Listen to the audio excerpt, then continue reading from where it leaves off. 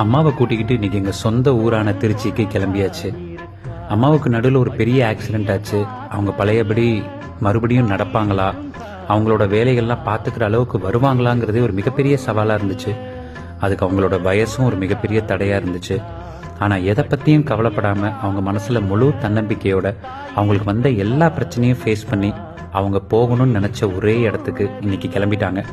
ஒரு மகனா எனக்கு இதை விட வேற என்ன பெரிய சந்தோஷம் இருக்க போகுது. அவங்க இந்த நிலைமைக்கு வர காரணமாக இருந்த எல்லா மருத்துவர்களுக்கும், அவங்கள பார்த்துக்கிட்டவங்க எல்லாருக்கும் ஒரு மிகப்பெரிய நன்றி சொல்கிறதுக்காண்டி தான் இந்த வீடியோ. அவங்க ஆசைப்பட்ட இடத்துக்கு அவங்க ஆசைப்பட்டபடியே அவங்கள கொஞ்சம் கொஞ்சமாக நடக்க வச்சு இன்னைக்கு கூட்டிகிட்டு போக போகிறேங்கிறது ஒரு மனசுக்கு அவ்வளோ சந்தோஷம் கொடுக்கக்கூடிய ஒரு விஷயம். அம்மா இஸ் பேக் அப்படின்னு சொல்கிற மாதிரி கிளம்பியாச்சு.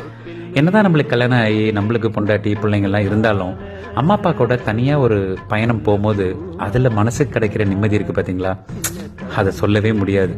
அத்தனை பெரிய ஒரு சந்தோஷத்தை அது கொடுக்கும். அது மட்டும் இல்லாமல் அம்மா கையால் ஊட்டி விட்டு சாப்பிட்ற அந்த சந்தோஷம் இருக்கே, அது அம்மா இல்லாத போது தான் இன்னும் அதிகமாக தெரியும். அந்த சந்தோஷத்தை அனுபவிச்சுக்கிட்டே எங்கள் அம்மாவை கூட்டிக்கிட்டு நான் போன இடம் அவங்க ஆசைப்பட்ட திருச்சி சமயபுர மாரியம்மன் கோயில்.